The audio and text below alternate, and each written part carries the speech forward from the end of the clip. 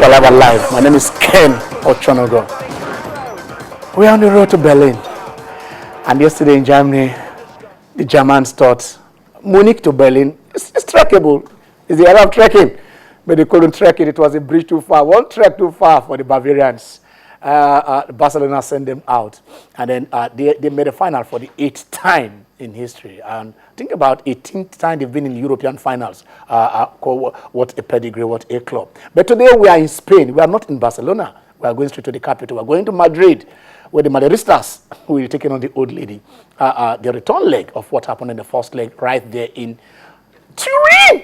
Yes, in Turin, we thought it was going to be a Madrid day when they started it up. But then came a man called Tevez, and it ended 2-1 in favor of Juve. They are back, and they are back. Yes, at the Santiago Bernabeu.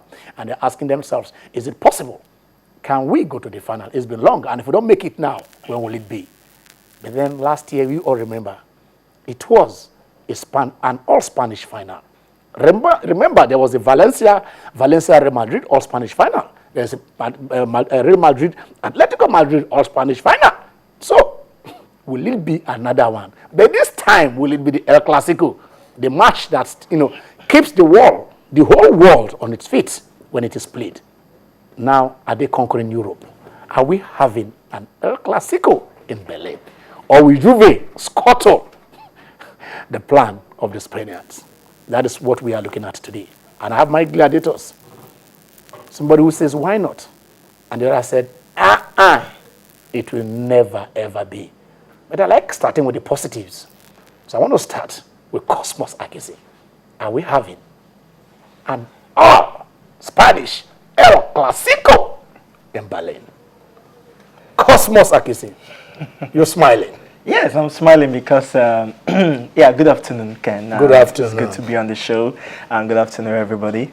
Good afternoon, Theophilus, and as somebody would always say, I wish you all a palaver, stress-free life. Talking about this match, I mean, the El Clasico is like the biggest debut in the world. I mean, we've gotten debuts, and whenever there is an ordinary El Clasico match, when I mean an ordinary El Clasico match, I mean a normal La Liga match. They meet twice a year. Minimum, apart from probably meeting in the Copa del Rey and all that.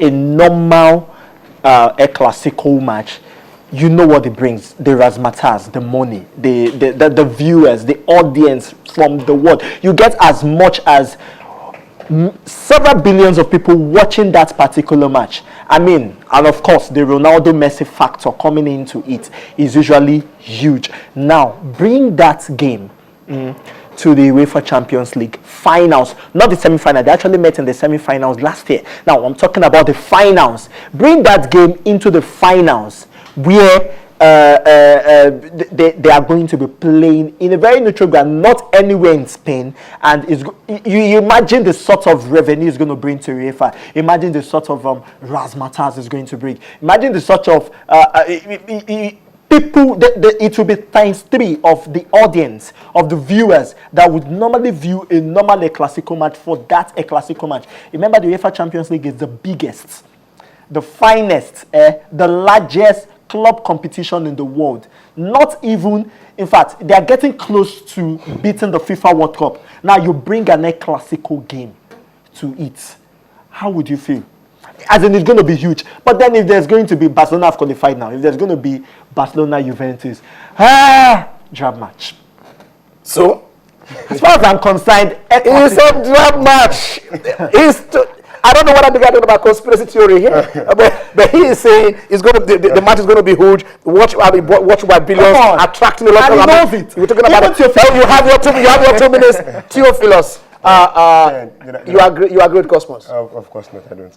Good afternoon, Ken. Good afternoon, Cosmos. Yeah. And the viewers out there, nice to be on the show again. It's like this.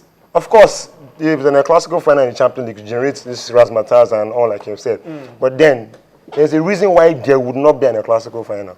And that would be because of Juventus. Okay. Yes, they are coming to Spain today to come and win, or at least get a draw. And when they do that, they're going to Berlin to play Barcelona. This team have not been in the final since 2003, and they see it as an opportunity again to reclaim that lost glory in Europe. The Italian team that's recently, about AC Milan, I think they made the final in 2007. It's been a while since the Italian team made it to the final. And Juventus have been on such they've been rising up. They claimed the last 4 Scudettos. We've seen players like Marquisio, we've seen Carlos Tevez performing wonders for them, mainly from Manchester City. We've seen a certain young Paul Pogba that man you actually threw away, turned into the phenomenon at Juventus. Now clubs like PSG and Barcelona, even Real Madrid are coming 80 million, 100 million. That's what this guy is probably going to go for. Excuse me, I'm not done. You're not getting this show. Excuse me, I'm not done. So when you see players like, and they play the first leg in Turin, we saw what happened. They brought it to Real Madrid, who are the current Champions League holders. They brought it to them, and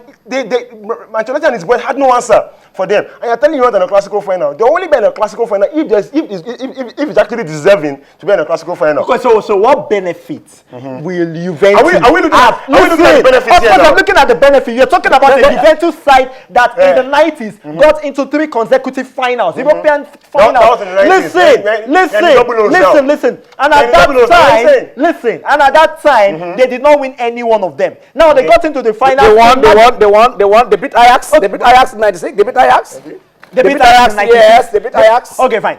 They beat Ajax in 96 and they met Borussia Dortmund, an ordinary Borussia Dortmund at the time in 97. What happened during that period? Now, afterwards, in 2003, listen. In 2003, they can't make it to the Champions League final if you're mediocre. You're mediocre. Are you trying to say that Real Madrid is a mediocre? They won the La Decima for goodness sake. They are the most successful team when it comes to European Championship. Right now, what are you talking about? Right now they're in the semis. Yes. Fine. And Juventus didn't get here because they play anyhow football. So this is a fine team. Real Madrid got here. Real Madrid got here because they played anyhow. As recent Madrid have not been in the form that we started. What sort of form? Excuse me. What sort of form are you talking about? As a January, Real Madrid are topping the La Liga. Okay. Yes. They are just come up from winning 22 matches last year in a row. So what happened? They not only forfeited the La Liga last week by drawing against Valencia at home to Barcelona. They also come into this game again at Santiago Bernabeu against the Juventus team. They're having no prisoners. Last season, Real Madrid won the UEFA Champions League, but they did not win the La Liga.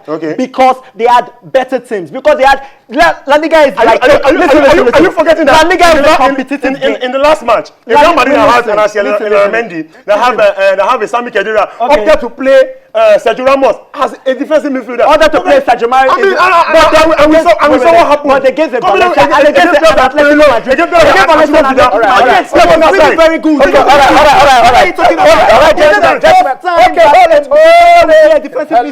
Hello.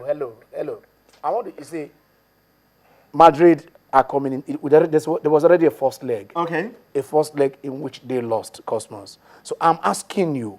I mean, we saw, like we said, Sergio Ramos, which of recent has been the talisman for the club, in maybe even from the last Champions League final, the World Club Cup and other ones. But right now, how are they going to cope? What tactics are they going to use to nullify this hungry, in quote, UVT? Juventus play. Listen, Juventus play a 4-3-1-2 formation. Now against a Real Madrid side that had already played against the same side. Now against an Allegri team. Of course, we have a Carlo Ancelotti who is a very experienced coach, and he knows that if he plays to the gallery, if he plays a 4-5-1 formation, it will be Juventus all the way. So this is how he's going to play. He's still going to play Sergio Ramos in the middle of the pack. But then he's going to use a certain Sami Khedira. You're forgetting about a certain Sami Khedira. Listen. When was the last time he played? I knew when it was the last time he played, but this is somebody that... It's probably very, very rusty. You cannot say a player is rusty. When was the last time he played football? When was the last time? For goodness sake. Juventus